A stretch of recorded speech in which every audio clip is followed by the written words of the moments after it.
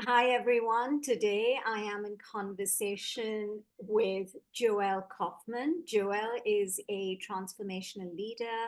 She is the mastermind behind the Curveball Method. She is a best selling author, an impact speaker, a coach who has spent over 20 years refining a unique approach to leadership that turns unexpected challenges into powerful opportunities. And Joelle's method draws on neuroscience and practical leadership tools. And it's been widely adopted by top B2B tech companies. And interesting to note that it has influenced over 150,000 professionals. Thank you so much for joining me today, Joelle. Thank you for having me. So, Joelle, could you share a little bit about your personal journey that actually led to the creation of the Curveball Method? What is the Curveball Method? And and did your experience with cancer shape its development? So the first and third questions have the same answer. So I'll save us all a little time. Okay, okay. So I was, living in suburbia in the United States. My parents still married. Things seem to be as normal as they can be. Being a teenager or an adolescent is what it is. Yeah. And then when I was 13, on a Sunday night, my parents called my sister and I into the formal living room because we lived in a type of house that had one of those. And we sat down and they said, Mom found a lump. She's having surgery tomorrow. They think it's probably cancer, but it's early. Now, my mom was 36 years old, a championship tennis player, a just phenomenal athlete. If she weighed 100 pounds soaking wet, she was strong, lean, young. That's a curveball, right? That's literally like being hit. And you can't prepare for it because it's unexpected. But I did some research afterwards, after crying and hugging and all the things you do when the oxygen leaves the room and you have a moment of like, oh my God, cancer. Is she going to die? And no one can answer that question. So I did my research and it said she's not. It's early. She's going to be fine. So she had surgery. It was cancer. She was in the hospital for 6 days. It was hard. And then she recovered. And it took some time, but she recovered. And she's strong and resilient. And we move on with our lives. And then when I was 15 and a half, at a routine doctor's exam, they found another lump. That wasn't supposed to happen. That was another curveball. But this curveball came with a pitching machine to just keep throwing curveballs at you because we had chemo and more surgery and radiation and the mental health implications for my parents. And they were very alone for them in the journey. They didn't feel they had a community of people who could really support them. And I chose, my 15-year-old brain, that I had to keep the house running normally while keeping my grades up, while being an athlete, while doing things extracurricularly. And so I did. And I just had to find strength to figure out how to do that. And I didn't know anyone else who was doing that. Yeah. And it really changed my outlook on life, but not in the way you'd expect. Because my mom is 77 years old now, and she's a powerhouse. And she's had multiple more bouts with cancer. And she jokes around. She's like, cancer's going to take me apart bit by bit, but I'm not going down. And my family during that year where she was going through chemo and radiation, my family leaned on each other. And I saw what, from the research I've done and talking to so many, what every person who's gone through the cancer experience or another unexpected, scary, life altering experience, suddenly what was important was clear. And what were the little things? Don't sweat the small stuff. Was easy because who cares? It's not cancer. That's a pretty good barometer Yeah. of, oh, you got fired. You'll survive. You can get another job. That's unfortunate.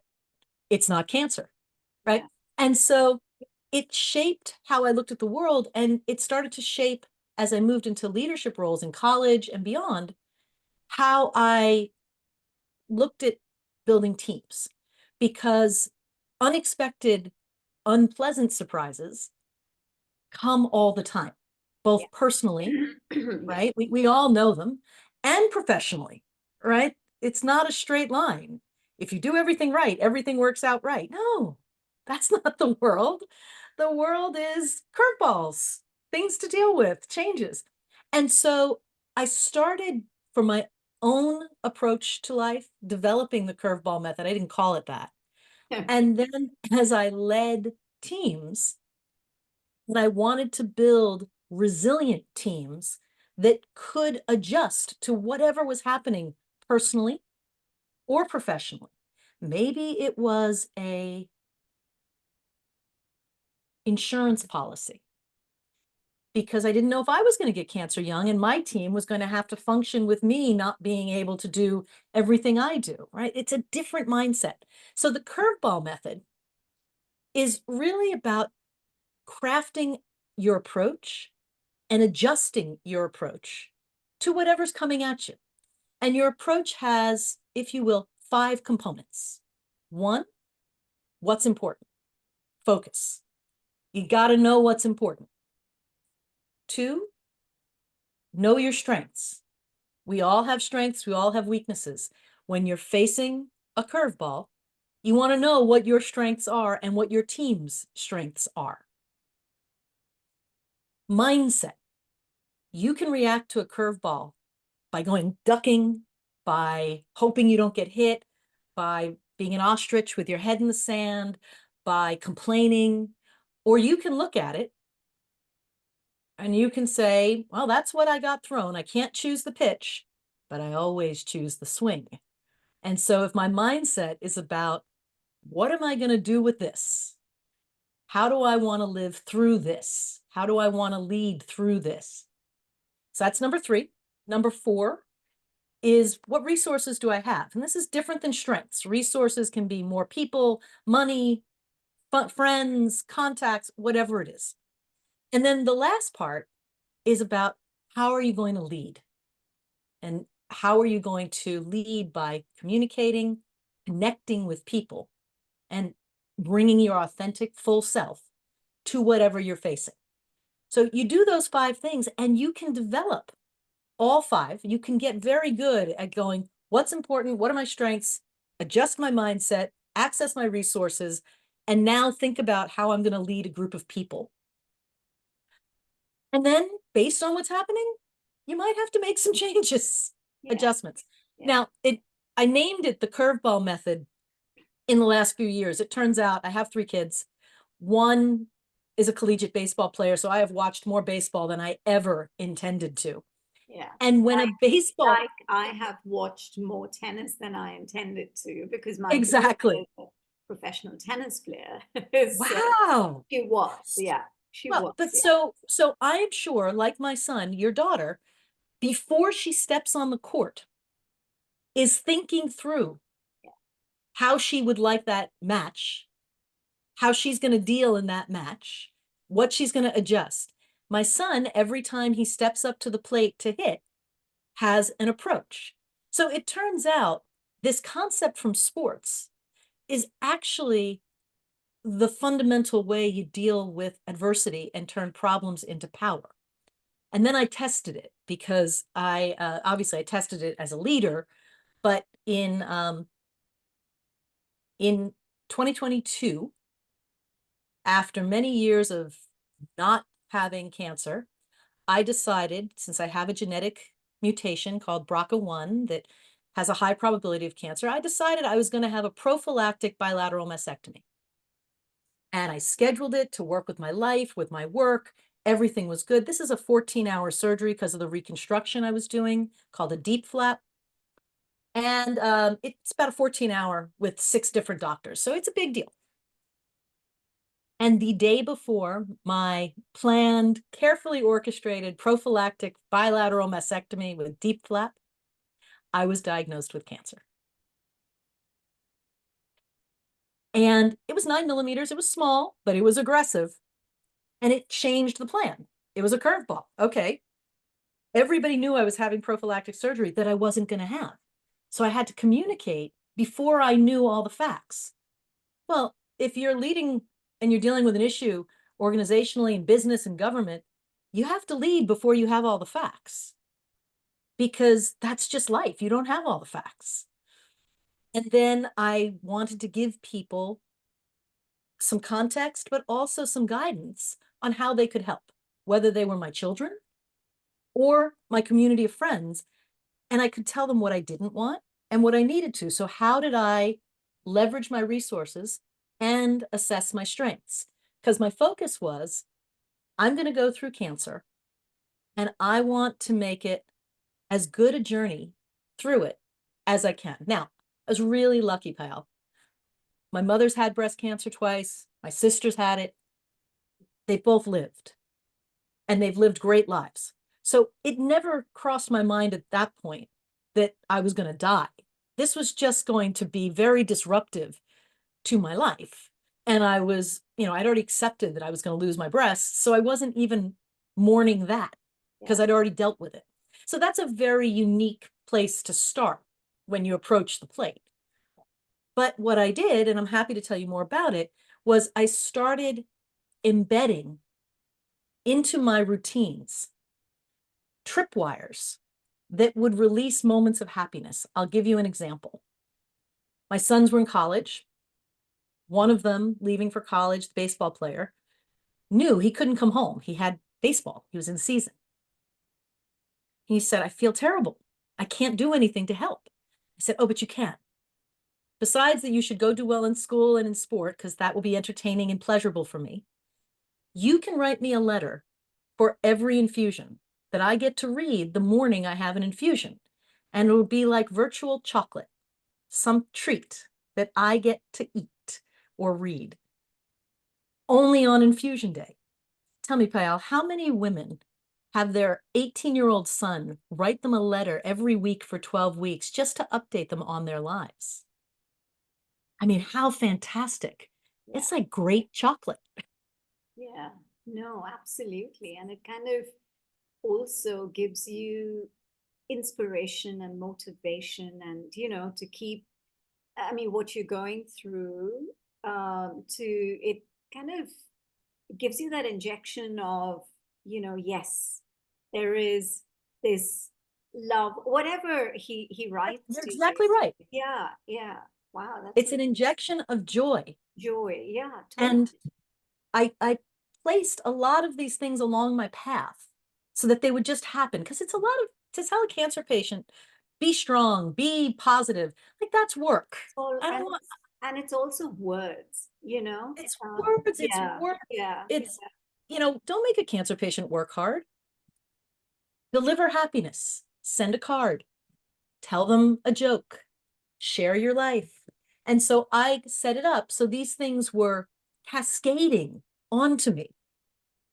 It was amazing because I really was experiencing happiness. And there's a limited amount, but there's research that happiness actually supports a healthy immune system. And I didn't get sick once during my chemo.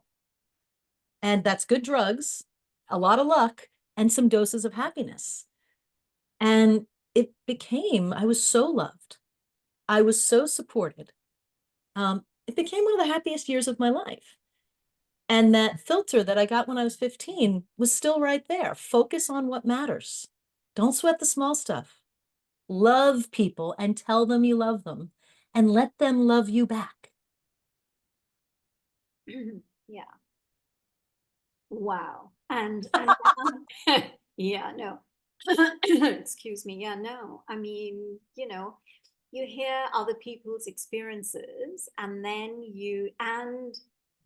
how the responses to those experiences, and then you reflect and you say, okay, what I'm going through, I mean, not me personally, but I'm saying in general, is nothing in comparison. And oh, I can actually pick a leaf out of this other person's experience and learn from it and adapt it. So I think that the way you handled um, from the age of 13, the kind of positivity that you had and what you embraced will always hold you in good stead.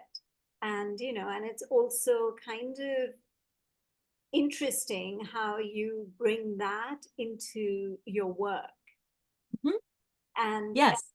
yeah, and so it kind of complements it, which is fascinating, and which is how I'm not surprised that you have influenced 150,000 professionals because hey, this is amazing. So Well, Joanne, and it's yeah, if you can, like, so let's just switch a little bit to the curveball method that you use yes, for work. yes. What are some of the common mistakes that you see that the leaders make when they're trying to build high performance teams? And then how does this method actually address these mistakes? It's a great question, Payal. So the first mistake I see with surprising frequency is that leaders believe that the way they communicate is the way everybody else needs to hear. So they'll say, I was clear. I explained the situation. I asked for their help, but they didn't offer it. They didn't engage. And I usually have to look at them and say, yeah, what would happen if they offered an idea that you didn't like? Well, that would just be stupid. Well, you see, there's the problem. And it is always good to practice before you're in a situation. So when I work with leaders or when I was developing people below me who work for me as leaders, I'd say you have to communicate the way people need to hear, which has nothing to do with how you want to say it. And some people need to hear a directive, but very few. Most people need context and to be asked to participate and to know that their participation is valuable. And it has to actually be valuable. That can't be BS, right? So that's the first mistake, followed by the second mistake, which is under or over communicating. So first we have to figure out how to communicate so that other people can hear what we said, recognizing, by the way, that they may be having an emotional reaction. And when they're having an emotional reaction, they can't hear you. So as you think about how to say it, we have to give a moment, maybe even acknowledge you're probably having an emotional reaction, and that's normal. Take a moment, take a breath. And now we need to start figuring out our steps forward. Here's our approach. And you lay out a plan, and you can say to people, that plan is going to change as we get more information. But this is the plan to make a plan, or this is the first plan. And I'd love your input. If you want to be great, Brené Brown talks about this. Share how you're feeling about it. I'm really bummed that this happened. I wasn't expecting it. I feel responsible. And I'm committed to working with all of you to get us through this. That's a really different conversation. So that's the number one mistake I see. And then if you don't communicate regularly, people start to fill in the blanks. Well, they're not communicating because something really bad is happening. They're not communicating because I'm going to get fired. Here's the thing. as they come up with all the scenarios for why you're not communicating, they're not helping to solve the problem. So communicate, right? So those are the first two. The second biggest mistake I see is we're not clear on focus. So over 70% of teams, if you ask them what are the three most important things for your team, will not be able to give you the same answer.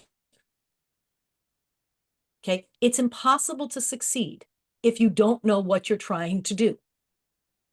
So we have to communicate well and with empathy and with clarity. And then we have to align people.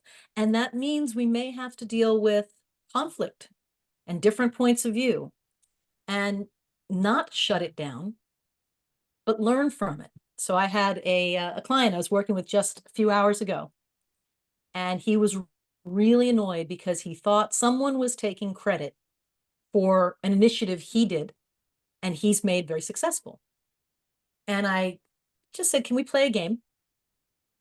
And this game comes from positive intelligence. So I didn't make up this game. I use things from different modalities, but this is part of the curveball method, is figure out how to get your mindset. So I said to my colleague, tell me what is 10% right about the other guy's point of view. And he did.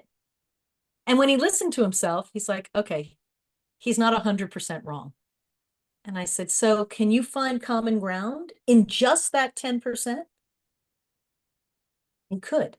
So when we have conflict, we have to address the conflict and look for, what do you believe? What do I believe?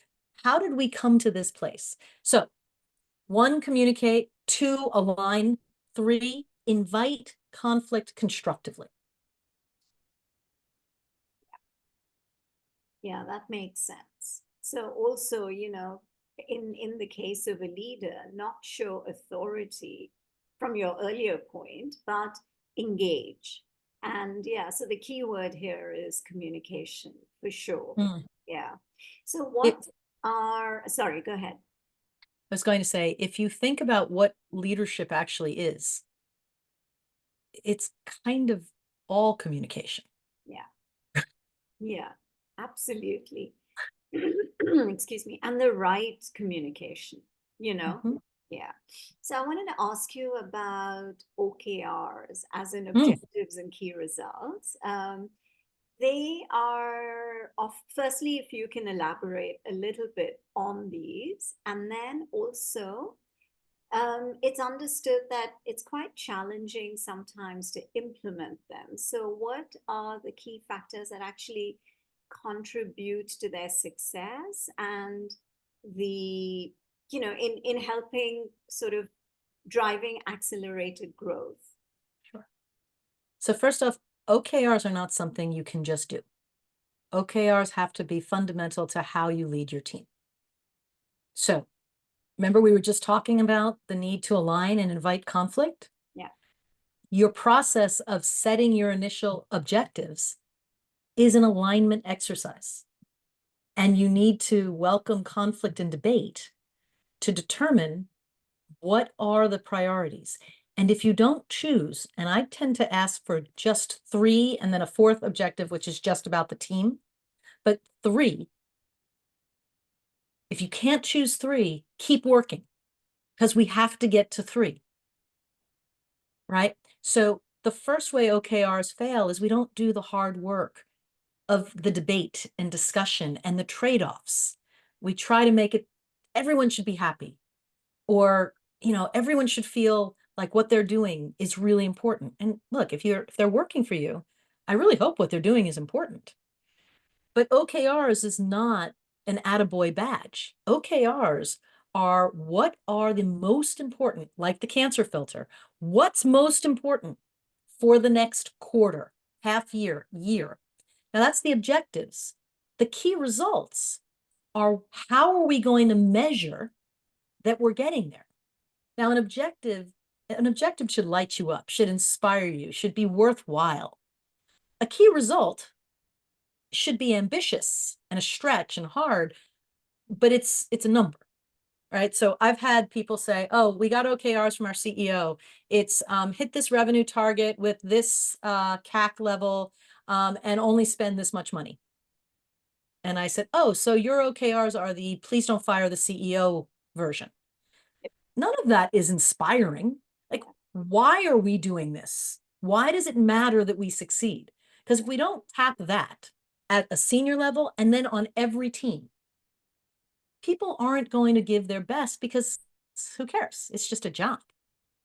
Now, second way OKRs fail is people will say, my objective and key results, my key results are the next level down's objectives. Well, we just said key results aren't objectives. So each team should get to know what the team above's and the company's objectives are, and then identify what are their three most important things that contribute to one or more of those top objectives. We want to connect the dots. This is where it's a little bit of work.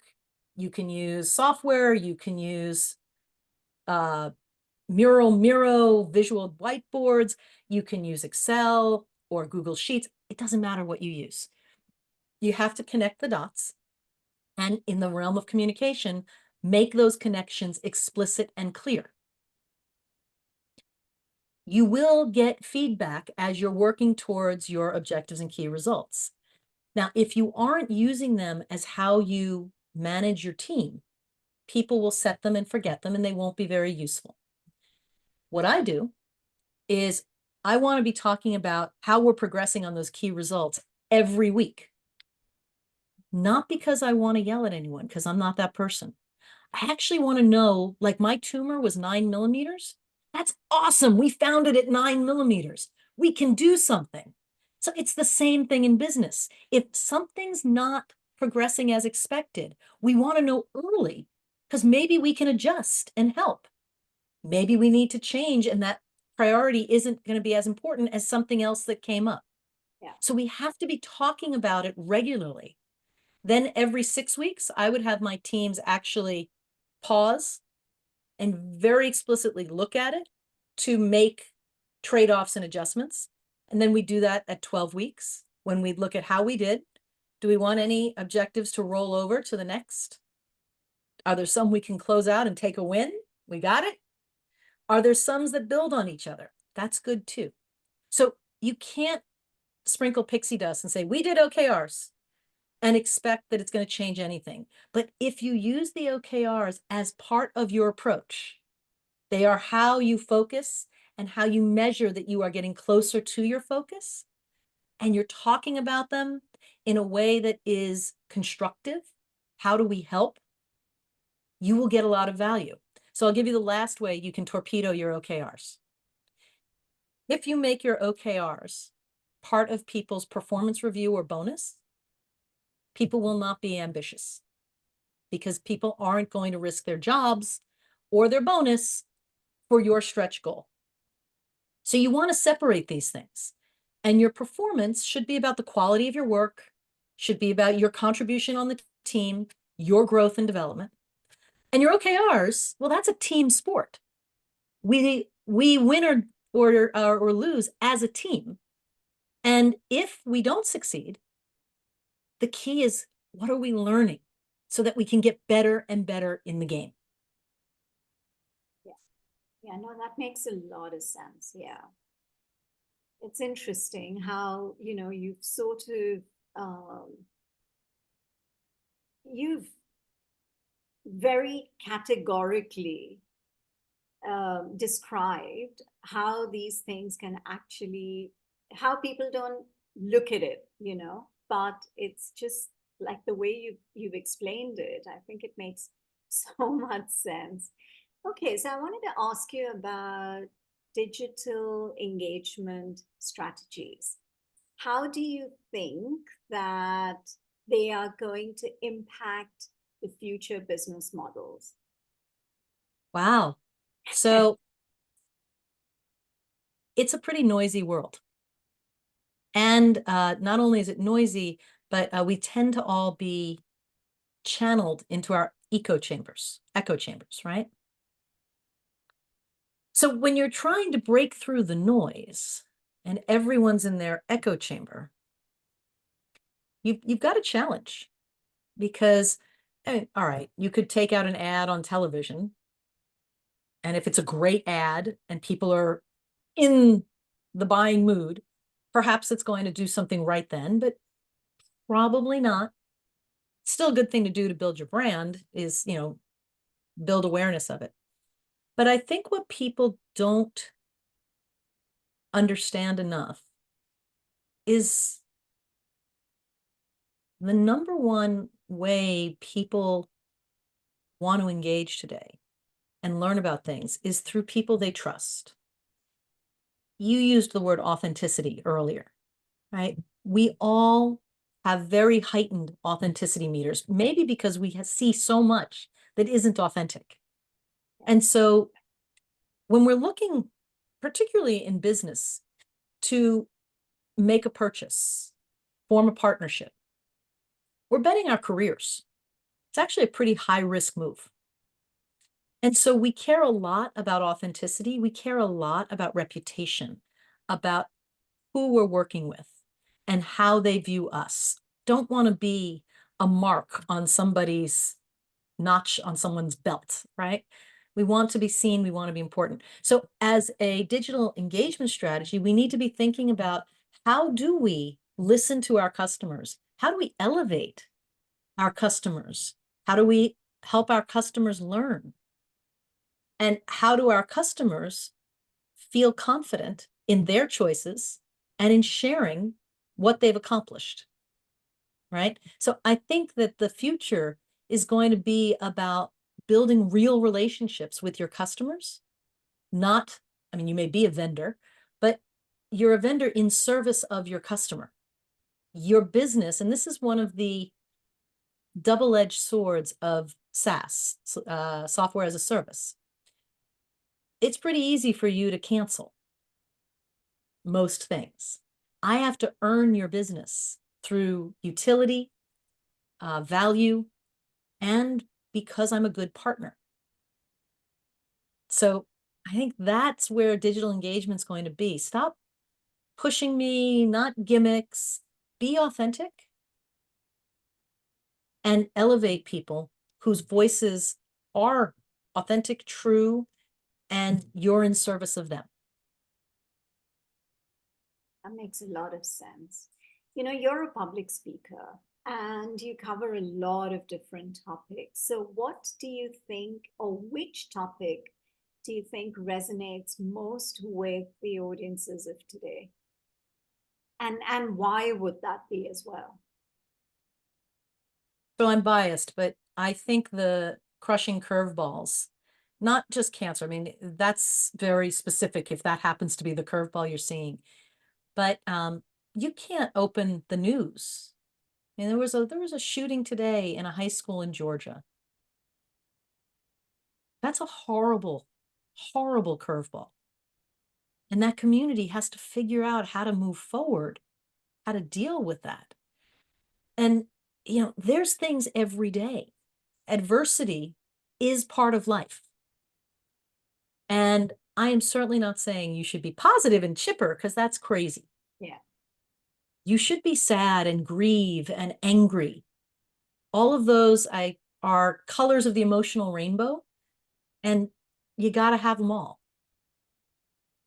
Then you need an approach because you can't hide in your bedroom and hope that the world will somehow become a kinder, safer place.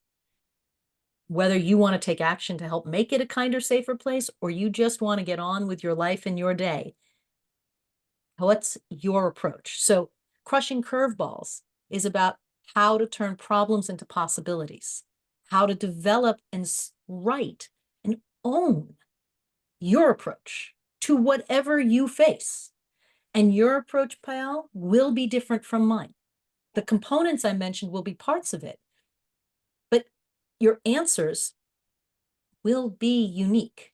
So I think that's an important, I think the key to crushing curveballs is embedding happiness tripwires in your life so that you can have moments. I have a client and he has a high stress job and he has young kids.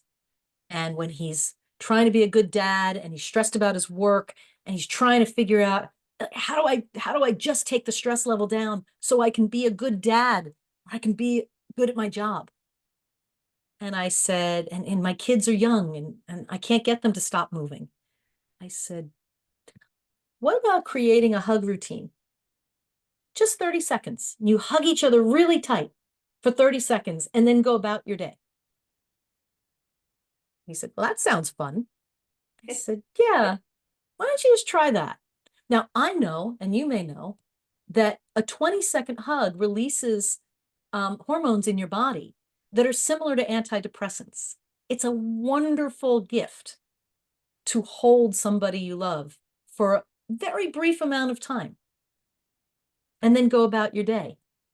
So that's a happiness tripwire. Good morning. Let's do our hug. And let's go about the day, and your day will be better.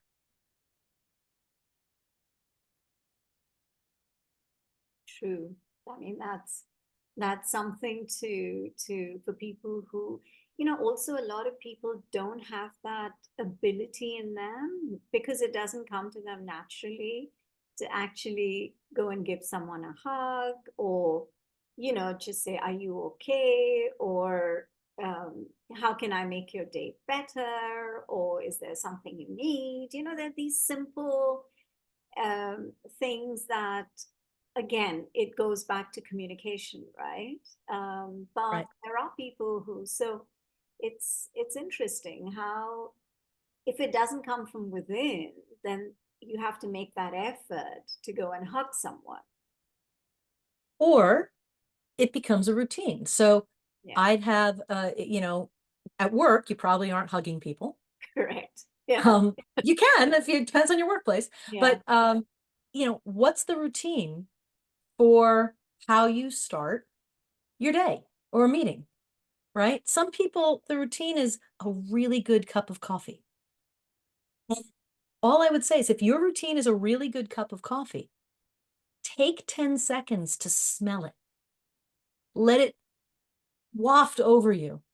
Take that sip and just enjoy it for 10 seconds. It won't slow down your day, Yeah. right? So I think we get paralyzed by saying, I have to make all these changes so that, things will be easier. I think that's the wrong approach, personally. I think the approach is, what's one thing that I can cause to happen automatically, right? If you call someone and say, Payal, I just wanted to let you know I was thinking about you. Your answer is going to be, it's really great. Bingo. Yeah. We're there, Yeah. right? We don't have to have a long talk. So everyone has access to something that they can either make a routine or it's already their routine and they can just slow down and appreciate it, that will release these micro doses of joy. And they're kind of addictive. Like, it's really fun to, what can I do? Who can I surprise? You know, who can I go over and say, hey, how was your kid in that game? Oh, you remembered my kid was in a game. That's awesome. They didn't do so well. Ah, that's a bummer. When's the next one? Right. So I think it's about realizing it's okay to seek out moments of joy. And it's okay to build routines where they are automatically just part of your life. And that does not mean you're going to be happy all day. You won't be. It doesn't mean you won't get cancer or, bad things won't happen. It just means you're keeping your battery pretty charged Yeah. so that when it happens, you have You're prepared. resources. Yeah. You have resources. Yeah. Yeah. Yeah. No, So, absolutely. Absolutely. So, what's next in terms of expanding the reach or impact of the curveball method? well, the first thing that's going to come up is on January 21st, we're going to release Crushing the Cancer Curveball, which is the book. And You may say, well, if I don't have cancer, why would I read that? Well, if you would think about cancer as almost like an allegory for a curveball, and it is full of suggestions if you are a cancer patient, but if you are not a cancer patient, guidance about how to transit through various challenges that come up. So that's coming out. And we're also releasing our next solution, which is the Team Performance Amplifier, which is a 6-month program that helps teams develop and strengthen their approach so that they are a resilient, innovative, and really connected team. So we're very excited about those two things. And this program will be available online as well, or is it Yes. like it's available online? Okay, great. Yes, the Team Performance Amplifier. I'm in a world where we all have hybrid and remote, and Exactly. people are in Singapore and in California. Yeah. We lose something in our ability to connect, so we have to work harder. But the way the Team Performance Amplifier is designed is we use a diagnostic to prioritize what we're going to focus on. We drink our own juice, right? So we use that, and then if where we're trying to focus is team dynamics and the relationship between them, we create in the team meetings opportunities to build that connective tissue Right. between people. And, if you're a team leader and you're not investing time nurturing and developing the team, your team is going to decay. It's work, but it's really rewarding work, because when you see a team take on a challenge and succeed, it's like being a parent. I mean, it's just the serotonin release is huge, because, like, look at what they did. Yeah. We put together a team and look at what they did. Super. Thank you so much, Joelle. If people, and so your book is obviously going to be on the various, on Amazon and the Everywhere. everywhere. Everywhere digital books are found. Okay. Great. Okay. Thank you. I've really, really enjoyed this conversation with you. And I look forward to the book in January. I'm definitely going to read it. Thank And you. and also, yeah, just, I mean, there are 2 or 3 things that I've picked up from your conversation, which, I think even I can sort of incorporate into my life, and that makes it so much more meaningful. So thank you. I really appreciate this. Oh, likewise, it's been a real pleasure. Thank you for the opportunity. Thank you. You have a wonderful night. You too. Have a good day. Thank you. Bye.